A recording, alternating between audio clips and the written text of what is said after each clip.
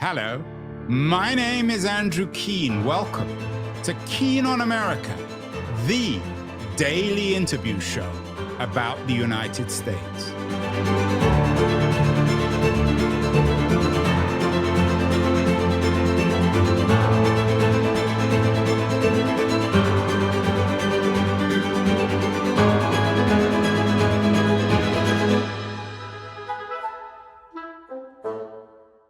Hello, everybody. My guest today, Ricardo Semler, is a rather unusual fellow. He started his life as a corporate executive. He ran all sorts of Brazilian companies, and yet he's known as a maverick. In fact, one of his books is called Maverick, the success story behind the world's most unusual workplace. He's also the author of 7-Day Weekend and the upcoming pamphlet, The End of the Boss. So here we have a boss who is predicting, forecasting the end of the boss. He is joining us from São Paulo Airport. Ricardo, nice to have you on the show. Would you describe yourself as an anti-boss boss? A bit of an iconoclast in the sense that I never saw much rhyme and reason to the way people run businesses. And so I think I started very early at 17. My father was already 70-something, and I just jumped into the business world from a rock group that I'd been with for 5 years. And I said, this is very silly. And we're controlling people, seeing what they're wearing, what time they're coming to this, putting booklets together about what they should be doing. And so I think from the very start, I was saying, this just seems wrong. So tell me your full story. You, I wouldn't say inherited your business, but you were thrown in the deep end by your father. This was in Brazil, right? This was in Brazil. He'd come from Austria as an immigrant, started a manufacturing business in the shipping business, and made all these equipment, pumps, and so forth. And he was always expecting me to take over. This was his thing, you know? And so when the time finally came, it was early for me. 17 to 18. He was already close to 70, and he was ready to go. And I just kind of dropped in out of nowhere, and it was all very strange to me. And after about, just shortening the story, after about 2 years, I realized that nobody was going to let me do my thing, which was to take away the constraints and the boarding school aspects of business. And I then said, let me go do something else. And I'll come back and I'll stay on your board and so forth. And I went and tried to buy a ladder company, which had 200 employees. So I had a little bit of that entrepreneurial drive already. And when I was signing a contract to buy this other company for $1, because it was terribly indebted, he came to the law office and says, stop. I'll give you a majority of the company. And at that time, it had 110 employees. It was in a bit of trouble. And then, so we had to diversify very quickly. And long story short, about 8 years later, we had 5,100 employees in 14 offices, and we were on our way.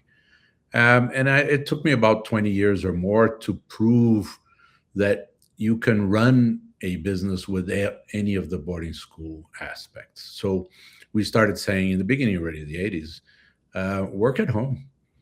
And people would say, but wait a second, I need all kinds of things. What do you need? I need a Telex machine. So we bought 60 Telex machines, which were 150-pound machines. And we would send it to people's homes and say, put it there. And one of our guys actually put it into his bathroom. And that's where he sent his Telexes from. So we were in the mid-'80s.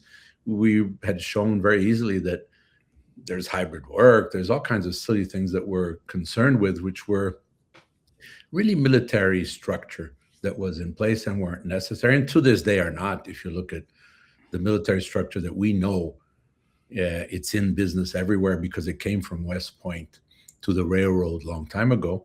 And since World War II, nobody's done anything of any good with that pyramid. Not in Korea, Vietnam, Afghanistan, Iran now. It's useless. That pyramid is long gone. And so when I talk about the end of the boss, I'm just saying that the pyramid is no longer useful nor valuable. And so you have to pay the number one person every time more. So when you look at, let's say, Elon Musk's package and it's equivalent to the sum of all of his employees together for 5 years, you say, oops, right? And then someone who's a snake charmer goes to the stock market and says, here's 1 trillion, 5 trillion, 1 million people on Mars. And you say, sure, why not?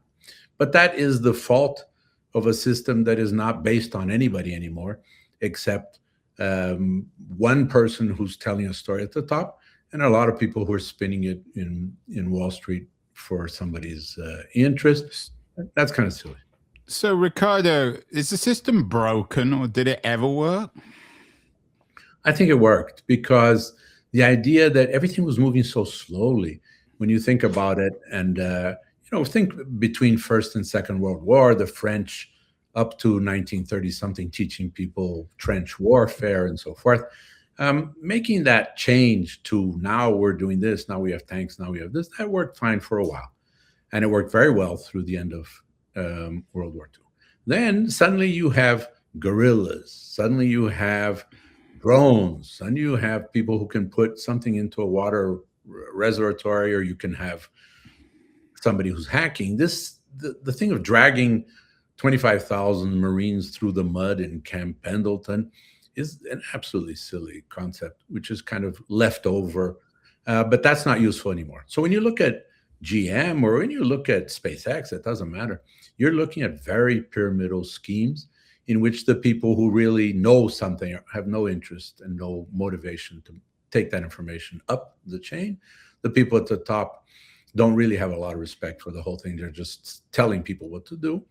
And they look at it from an NI perspective and they say, we're not going to leave these people anymore anyway. So it's just me thinking up this whole thing, brilliant strategist, and we'll just tell people what to do. So it's just outmoded.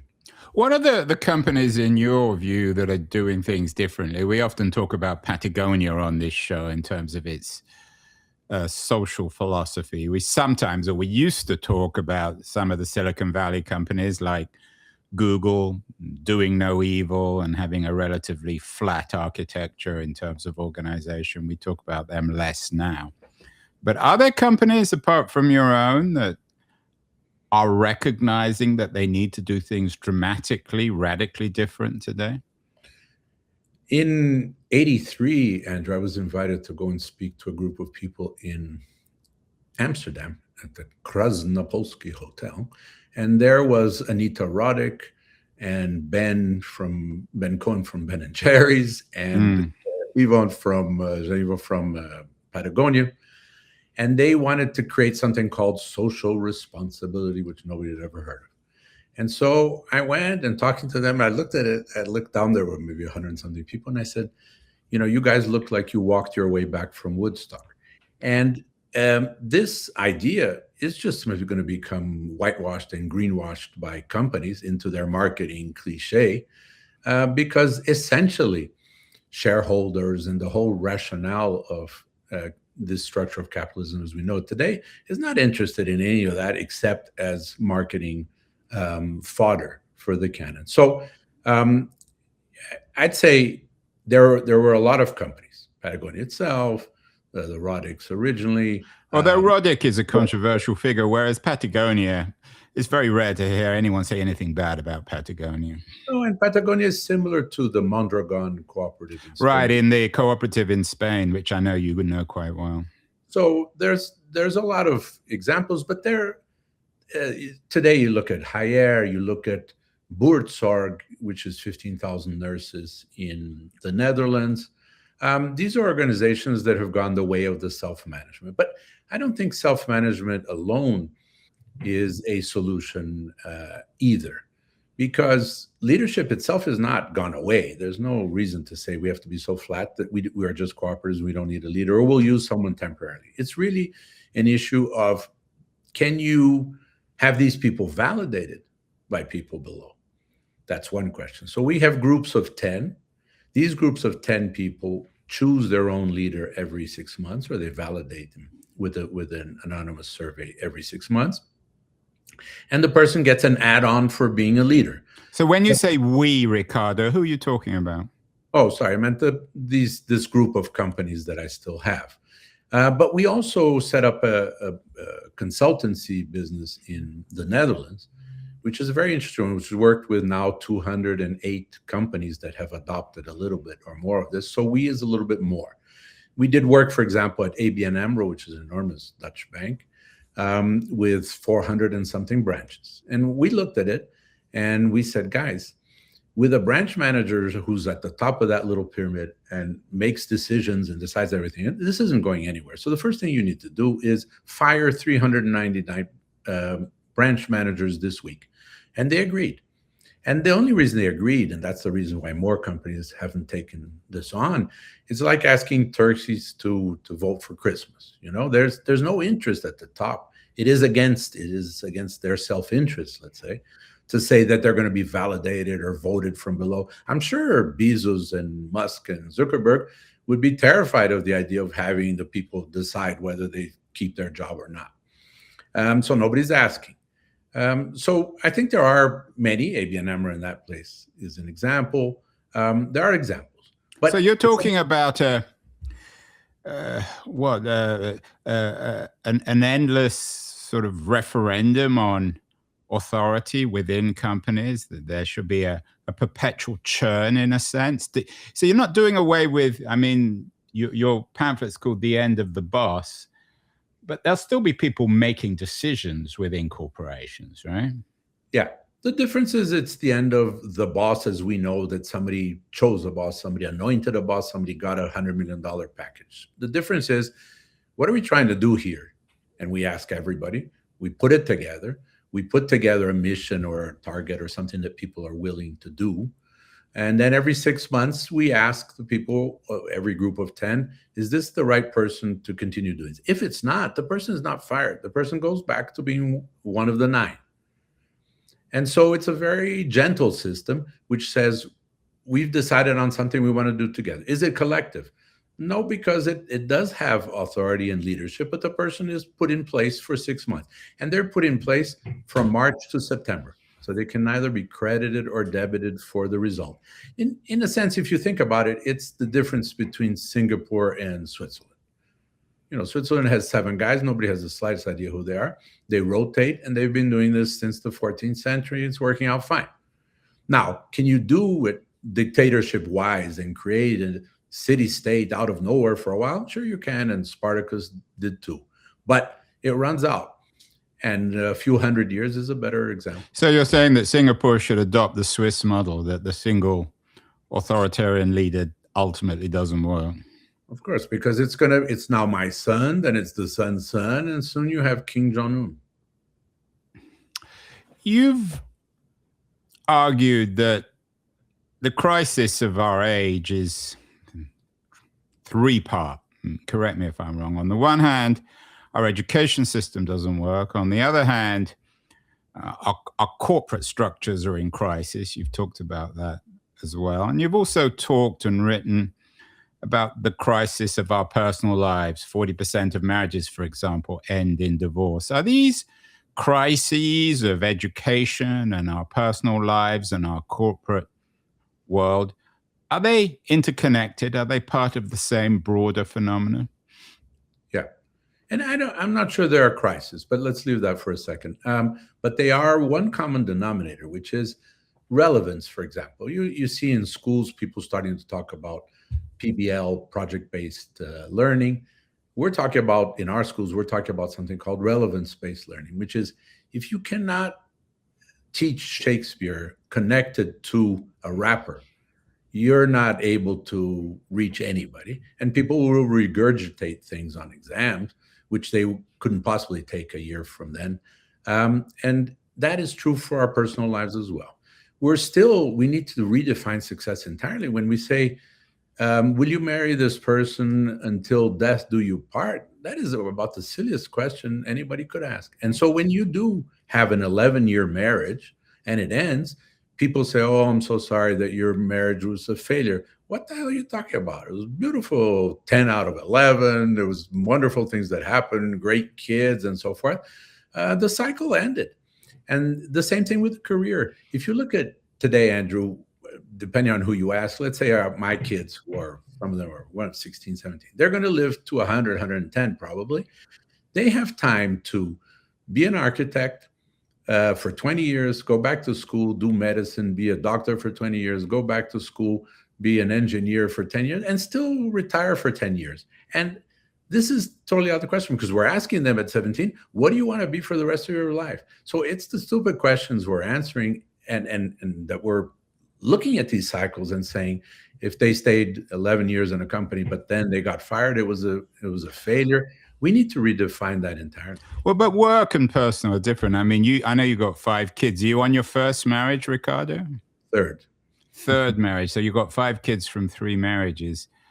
I'm guessing that in the 2 marriages that didn't work, one of the partners was slightly or more disappointed. Nobody enjoys that kind of failure. Are you expecting everyone to live in such a philosophical manner that they can just move on to the next marriage, the next job, the next career?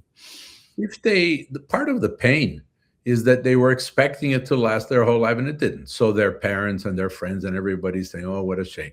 Now, if they redefine success as meaning every cycle of marriage or career or job has to be valuable and has to be worth and meaningful, the moment that ends, you're moving on to something else. And if that means 3 marriages, 1 marriage, 6 marriages, 2 jobs, 4 jobs, 9 jobs, it doesn't matter, as long as each of those cycles was considered a success. And if you first consider that the cycles will be shorter, you will have much less pain when the time comes to move on to a new one.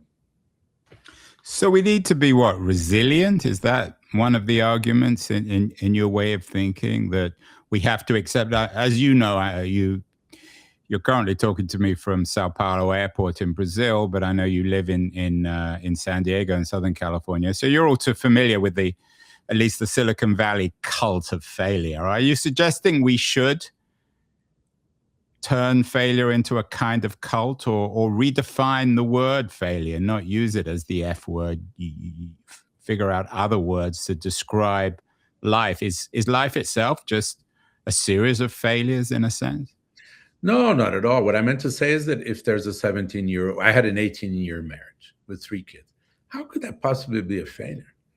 And so the idea, wait a second, you have to be resilient, you have to deal with failure. I'm not dealing with failure at all. I did a wonderful 18 years, which at a certain point ran out. And I have 3 kids, and I have things, and I have memories. And so there's nothing wrong with it. It doesn't approach failure at all. It's just another definition of success. But I don't want to be too personal here, but does your ex-wife agree with you on that? Did you both just walk away and say, well, we had 18 years of fun, and now we're moving on to the next adventure?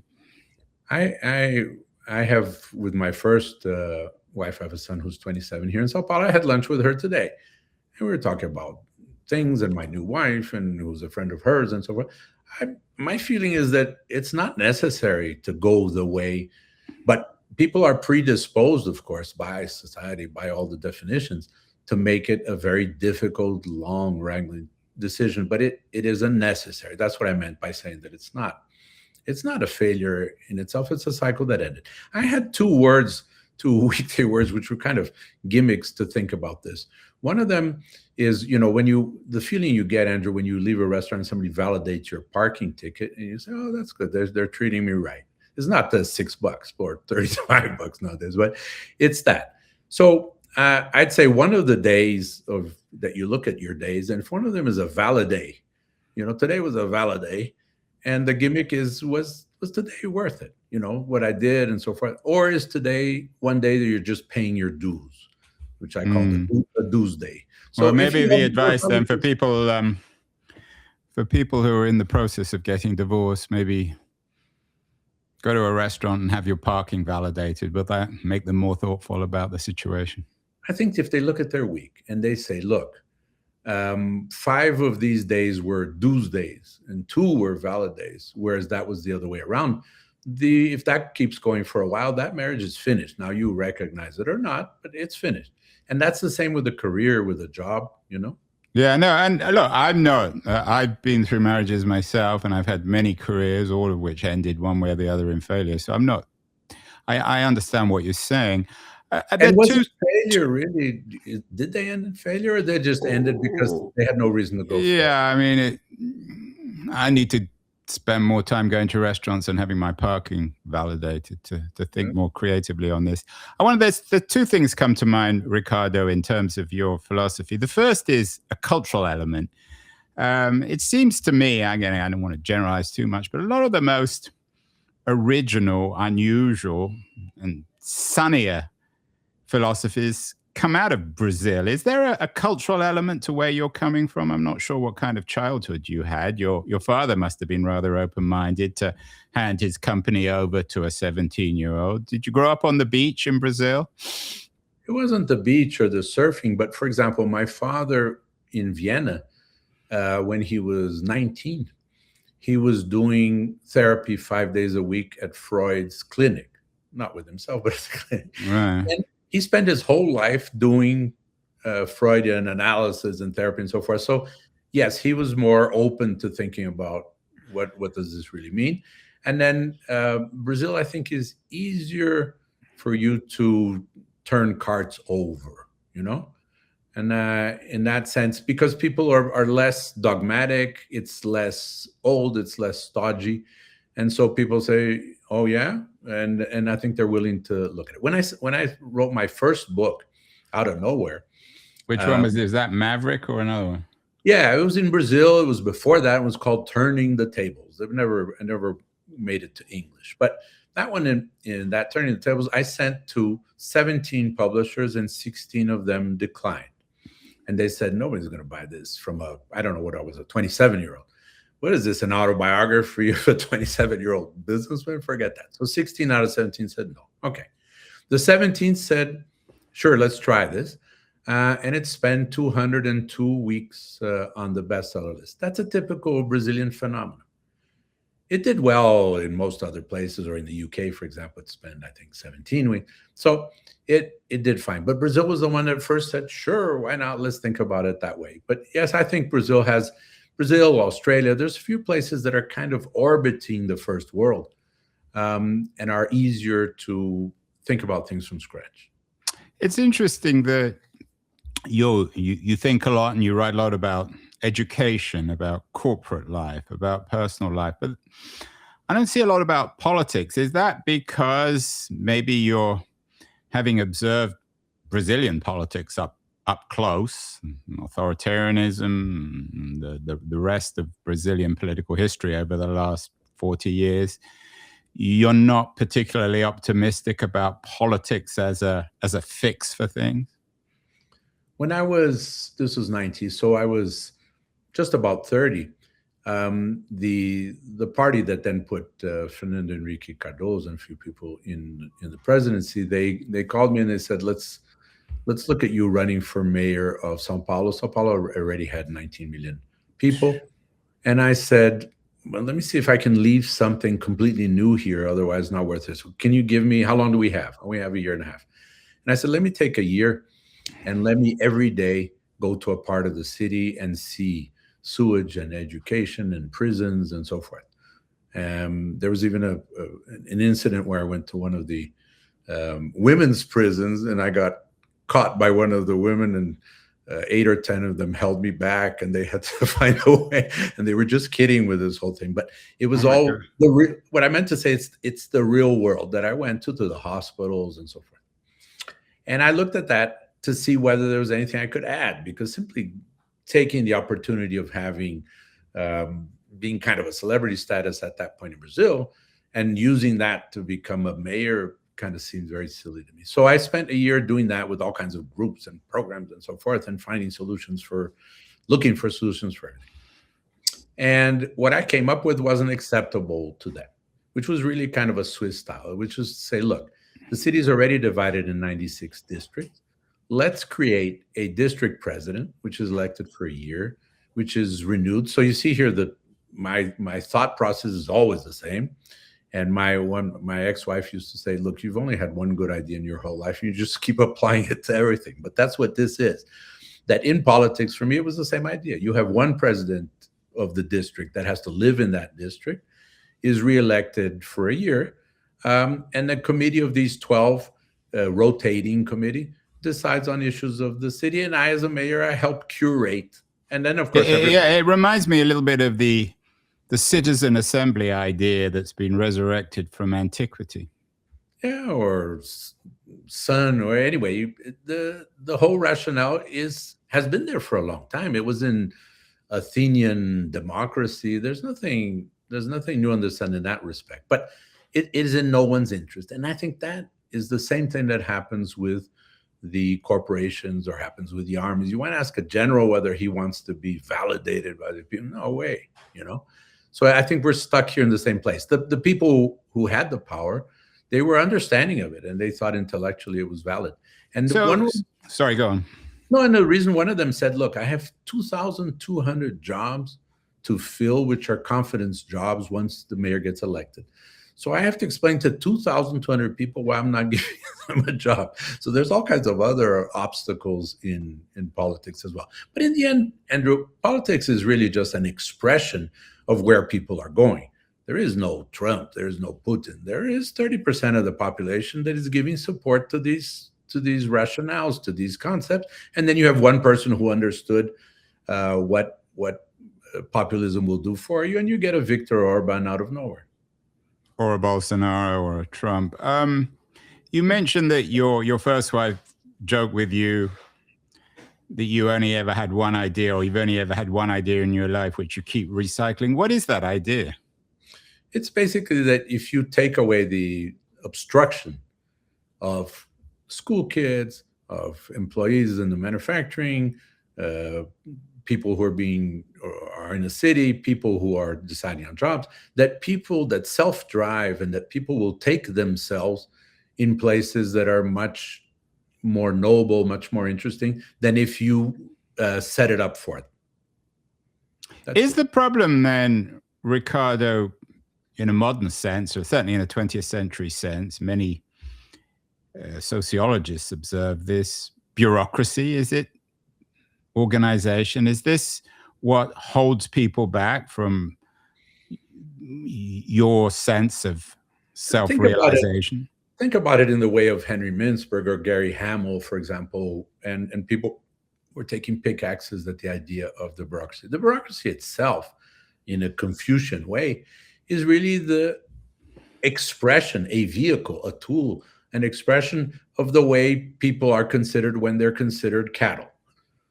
And so you say, I don't want to ask people. They don't know. I know better, and so forth. So when you're not asking people who their boss should be, how their work or life should be, when you're taking perfectly fulfilled adults who are electing people, are making decisions, and so forth in a family, and once they get to the company, you say, hey, wait a second. You can't spend more than 5 minutes in the bathroom or 10 minutes on this site, and we're policing you all the time. This boarding school is a real offense to every adult. In our age of AI, Ricardo, everyone seems to be falling back on the H word, humanity or humanism. You haven't used it, but I'm getting the sense from what you're saying that that thinking of yourself as a radical, you're a radical humanist. Is that fair? I don't usually like that term, but it strikes me that maybe the H word can legitimately be used in terms of your thinking and writing and career. Yeah, I think if you take the cliches that are adapted to it, I think the idea that strip away all this bullshit and all this that was necessary for the pyramids and for the hierarchies and for the authoritarianism, take this away and let people do things at the time they want, for as long as they want, wherever they want, and you'll be okay. This is how we went from 110 to 5,000 people. All of our offices were hybrid. There was no control. There were 14 offices around town. You could go to any of them any day. And so we had no idea how much people worked. Did they work hard? Did they work at all? Did they work only Mondays to Wednesdays? Doesn't matter, because every 6 months, if you're not invited to your job by that group of 10, it's because you're not valuable. And if you worked extra hard, sorry, that wasn't enough. If you worked very little, that's fine, as long as the results are there. And so it is a little bit cruel in the sense also that it's a bit Darwinistic. but it is a humanistic rationale of saying we're not interested in putting together. Our whole manual was a 10-page set of cartoons about caution and cares that you should take, and that was it. We've never had that. Even when we had 5,000 people, we never had more than that, and we had 2 people in the HR department.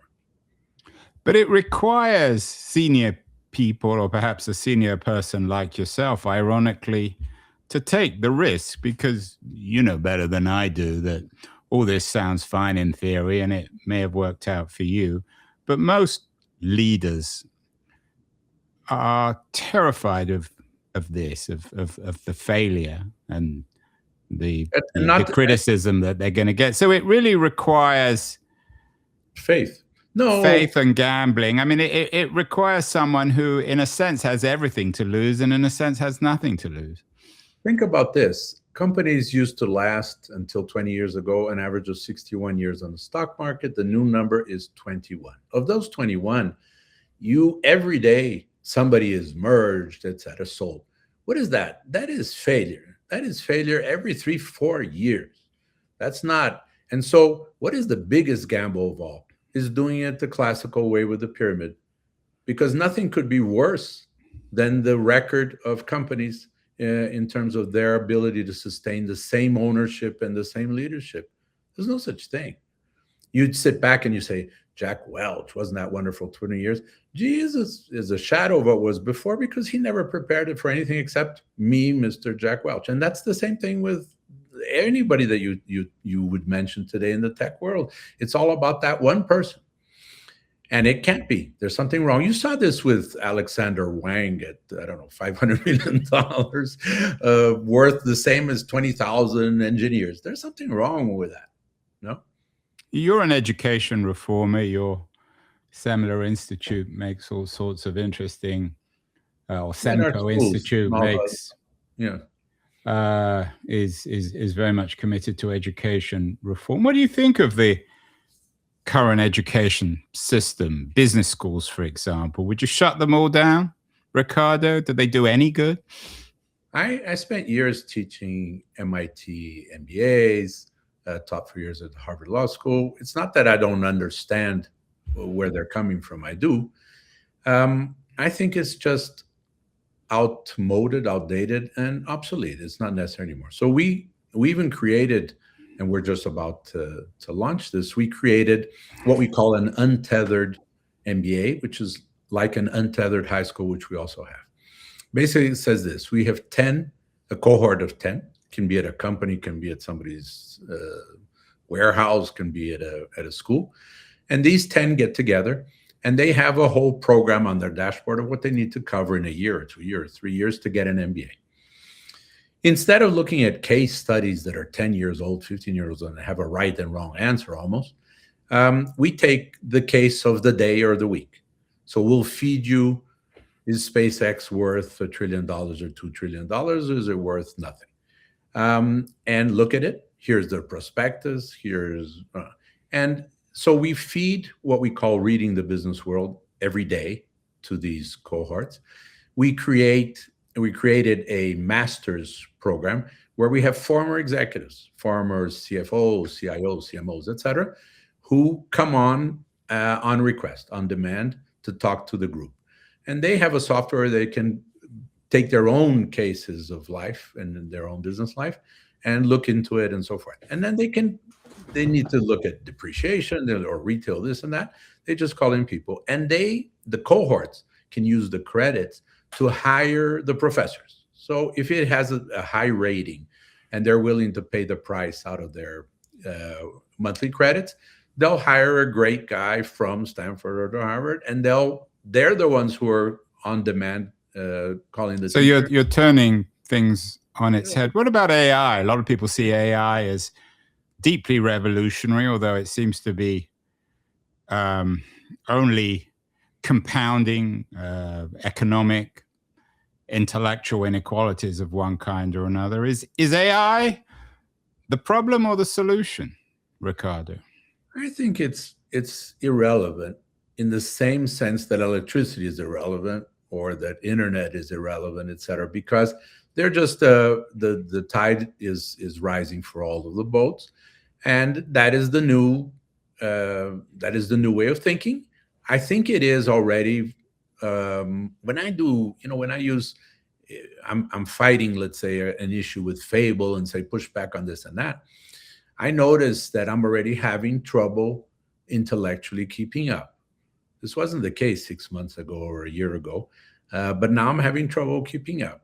There's some thoughts and there's some ideas that I say, shit, I never thought of that. So I think AI is just an obvious format around us that's there. It's nothing in itself. It's going to get more intelligent than us. And hopefully we're not going to become domesticated pets over the next 10, 15 years. But essentially, it's beyond us. You can't do anything without it. I think it's silly. Anybody who says, oh, what comes from there is slop and hallucination, that's very silly. We run things now through 4 LLMs. There's nothing left of slop or hallucination at the end of that. And you can't live without it. But these groups of 10 in a company or these groups of 10 cohorts in a high school, they need it. They can use it. They're going to read the world. For example, our kids in school, they get a cohort of 10 teens. They get daily news, okay? So their new daily news might be something that's happening in Iran, and they're trying to figure out what's happening. They get connected immediately through Slack and Zoom with a school in Tehran, and they talk to kids there. And they bring in a master from New Zealand who lived, I don't know how many years, and understands the price of oil. These kids are 10 times as informed as their parents in an hour's worth. And so the whole idea, when you see the whole pushback, grassroots mothers, no, we have to, veto the, even in Sweden and other places, no more smartphones and the screens are screwing up. What are they screwing up? They're screwing your ability to memorize the periodic table, right? That's really what you're saying. You're saying no one will study Milton and Chaucer if they have TikTok as an option. So we have a system that grades TikTok and video games, et cetera, during their use of the cohort. And we've mapped all of the abilities and we map it to the curriculum. What do you want? You want a core curriculum, or our school in Baghdad, for example, you want an Arab curriculum, ours in Fukuoka, you want a Japanese curriculum? And we'll tell you what we ticked off. Item on 101.46 when he played Call of Duty. But if he plays Call of Duty all day long, it doesn't go anywhere because he's already ticked that item. What's your greatest regret? Probably not pushing through enough with my own convictions, because every time I have these, I end up hearing a lot of people saying, well, there's this and that, consider this, consider that. And I don't think I had enough courage. I don't have enough. I've never had enough drive to become a billionaire. I have no use for that kind of money. The business was already much too big for me. There's already much too much money. It's already a problem. And it's silly. And it's going to foundation and so forth. So I never had the talent, the ability to, make this $1 billion this. But I think my regret is not, and now I'm 67, and I'm starting some of these new things still, but pushing through them with absolute conviction that we're going to get to the end is something I don't have. So I'm not those make it or bust entrepreneurs. So I ended up being a little bit more conservative, which I think bothers me. And then what most frustrates you? I mean, you're clearly an idealist, an iconoclast, as you say. You think very differently to most people and you behave very differently to most people. But is there stuff that frustrates you, particularly in human nature? I mean, you present this as if it's all obvious, and if we were all in these small teams, the world would be a better place, and you may well be right. But what most frustrates you about people? What would you change if you could flip a switch? I think that the cattle aspect of fear, I think, is the one thing that probably holds everything back, because it's wonderful to see people. I had an incident today before I came here to the airport. I was talking on the cell phone on the corner, and a motorbike came up on the sidewalk And the guy tried to snatch my cell phone, which is a typical happening in Sao Paulo. People were all looking, what's this stupid gringo here talking on his phone in the middle of the street? But I grabbed it back. I don't know what happened, some kind of reaction. I grabbed it back and the guy went off. So you think, oh, son of a bitch, these criminals. It never occurs to me. I think humanity is a wonderful set of people who are pushed into situations. But I think it's accepting the idea that there's nothing you can do. If you look at today, all of the dictators that are in place, right? In America, in Russia, in Hungary, in Turkey, wherever you go, and the increasing amount of them, somebody's feeling okay with being dictated, and a new absurd surrealism where you said, did he actually say that? Everything sounds like fake news. Every time I see a real comment from any of these guys, I think it's fake news. So I think it's more that humanity tends to fall back into this role of, okay, let's see what's going to happen. And I can't really do anything alone. I think that's the bit that I would change if I could.